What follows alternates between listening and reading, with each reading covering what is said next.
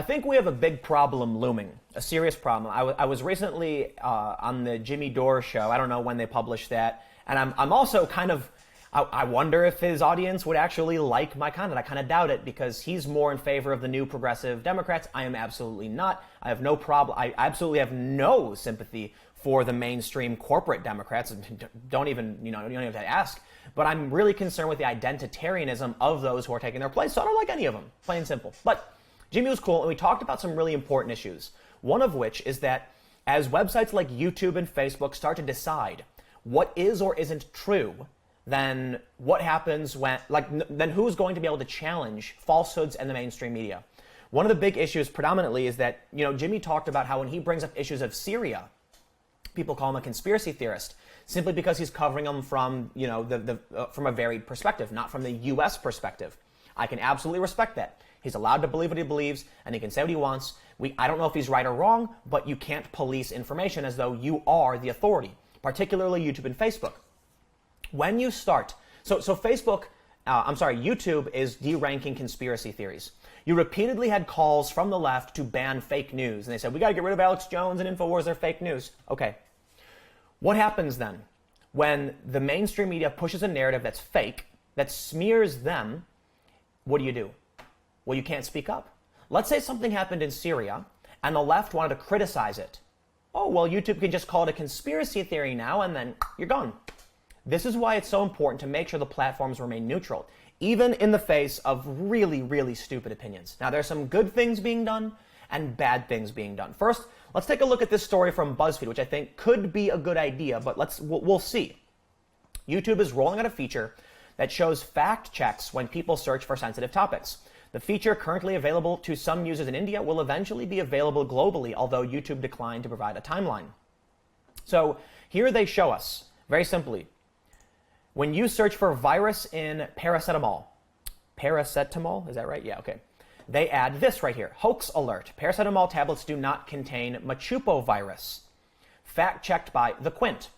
I will say this, here's a first problem.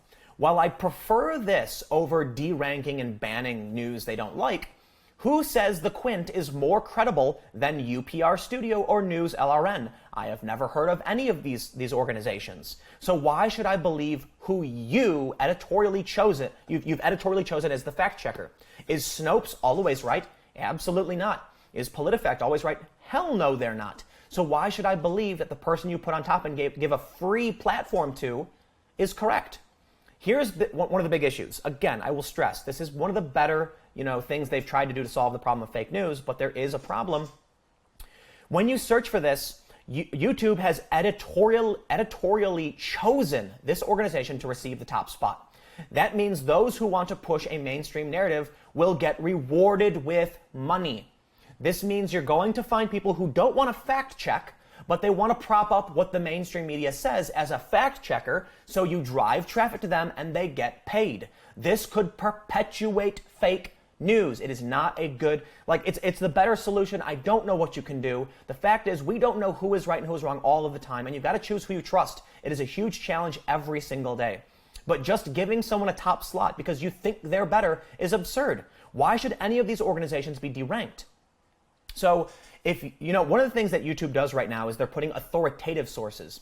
These are channels that tend to be verified. My main channel is verified. I think this channel might be, maybe this channel isn't verified. But that's good news for my main channel. My main channel does appear in top searches for a lot of news stories. I accept that. But who is The Quint? Have you heard of them? I haven't. Are they verified? I don't know. And why do they get a guaranteed top slot that typically could cost a lot of money? And why should we assume any of these organizations are less trustworthy? What happens when it's fact-checked by CNN? And it's a story about Trump. Am I going to believe that? You'd be insane to believe that outright. And you're going to get a contradicting narrative from YouTube. So this is a really dangerous path we're walking down. They say, as part of our ongoing efforts to build a better news experience on YouTube, we are expanding our information panels to bring fact checks from eligible publishers to YouTube. Asked for an example of the kind of search that would show an information panel, the YouTube spokesperson cited the recent conflict between India and Pakistan that led to a flood of misinformation on the social media platforms. But how? How do you know which channel is right or wrong? This is the problem. YouTube's in all likelihood, biased employees are going to Google search CNN, read it, and say, ooh, okay, these YouTube videos are wrong. And I'll tell you where that'll lead us. It'll lead to independent creators being deranked repeatedly and YouTube heavily favoring corporate partners. This is not a good thing. I don't know what to tell you. I really don't. I understand they're trying to do good, but the path to hell is paved with good intentions. Now let's take a look at another story. Facebook has announced a multi-step plan to crack down on anti-vax misinformation. The platform said the crackdown will also apply to Instagram's hashtag pages and explore section.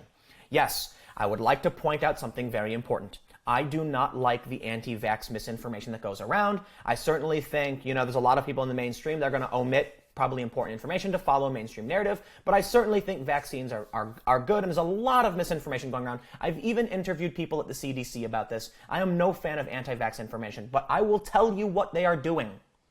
They dangle anti-vax in front of you, something that to most people is obvious. We look at it and say, that's clearly a bad thing. Measles outbreaks, mumps, these are not good, and it's the anti-vaxxers that, this fake news that goes around that actually perpetuates the nonsense. Here's the problem. Once they dangle it in front of you and you say, please save us, oh great billionaire tech overlord, they say, don't worry, we'll get rid of the fake news. And they take the anti-vaxxers, everyone claps and cheers, and they walk over, look you in the face, and say, you're next. Now you've given us precedent to delete anything that opposes us. What if I put out a video about Facebook saying evidence of Mark Zuckerberg wrongdoing? And they're going to go, that's a conspiracy theory. Flick you right off their platform. I guarantee you, I'd be willing to bet, I don't want to give a guarantee, I'd be willing to bet any one of these social media platforms that begin policing the idea of misinformation after they get rid of the boogeyman, anti-vaxxers, Nazis, whatever, it's going to be anything bad about them and their opposition. They want to lobby the government. They want certain rules for privacy. They want to invade your privacy. They don't want to get caught doing it, and they want permission to do it. And what happens when you report negative stories about them? They'll say, oh, how do we get rid of this? How do we get rid of these people who are challenging us? Well, you are giving them precedent when you clap and cheer. And you know what the worst part about it is? It's coming from the left. It's coming from these mainstream journalists who feel like they're the smartest people in the world and they know what's best for you because they're arrogant narcissists. Well, let's see what they're doing about anti-vax.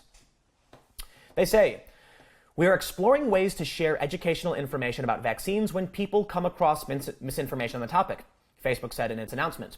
Leading global health organizations such as the WHO and the U.S. Centers and the CDC have publicly identified verifiable vaccine hoaxes. If these vaccine hoaxes appear on Facebook, we will take action against them. Following a measles outbreak in the Pacific Northwest in January, California Rep. Adam Schiff sent Facebook CEO Mark Zuckerberg and Google CEO Sundar Pichai a letter that outlined concerns with the way the big tech platforms surface anti-vaccine content and urged them to take action. So throughout American history, there have been things done like, frontal lobotomies or maybe pesticides. How about asbestos? Could you imagine right now, let's say asbestos was still being used far and wide. For those that don't know, I believe asbestos causes mesothelioma, when you get the fibers in your lungs and it causes problems. I don't know a lot about it. Let's imagine all of the buildings still using asbestos, and you see reports and information that asbestos causes this disease, mesothelioma. What do? You start writing, you start blogging, and then Facebook says there is a hoax going around that asbestos is causing illness. When it comes to hindsight, we know asbestos caused these problems. We know smoking is bad, but people used to think smoking was good. What do you think's going to happen when the next, smoking, like imagine cigarettes today and people are writing cigarettes cause cancer, and then you have the lobbying power of the cigarette industry saying, no, it doesn't, and we want to ban these awful conspiracy theories about our warm and delicious product. And then what is Facebook going to do? I'll tell you what. Here's my bet. A cigarette, let's say there's a company right now that makes a product, and they buy $1 million worth of ad space on Facebook and YouTube. People start posting that these products cause problems. Well, then these companies go to Facebook and YouTube and say, it's a conspiracy theory. It's all nonsense. There's no proof. They're flat earthers. We're going to pull our advertising unless you get rid of the naughty words. What do you think these platforms will do? They'll say, we better downrank these weird conspiracies about these products. And there you go. Don't let them dangle a boogeyman in front of you. There's the old poem, First They Came for the Communists, and it applies in so many different ways. I have no sympathy for anti-vaxxers or Nazis, but trust me when I say it's the old bait and switch. They're going to dangle the worst of the worst in front of you so that you beg them, please bring about censorship. And when you do, they will censor you as soon as you speak up in any other capacity. Don't give them this power. Look, I'll add one more time. This I can appreciate to a certain extent. They're giving preferential space to somebody, but at least they're not banning people. They're just trying to say, maybe check out an alternative source. Maybe it's the right thing to do. Maybe there's just a slew of information saying one thing, and you want to put one piece of information to counter that to give a more balanced view. I can respect that. I still think there's problems with it. This is where it gets scary, because they can use something as egregious and obvious as anti-vaxxers, who I do not like, who I think are wrong, and then once you agree to it, you're gone. They flick you right off the platform. So anyway, I'll leave it there. Stick around. More videos to come tomorrow at 10 a.m. Thanks for hanging out. I will see you then.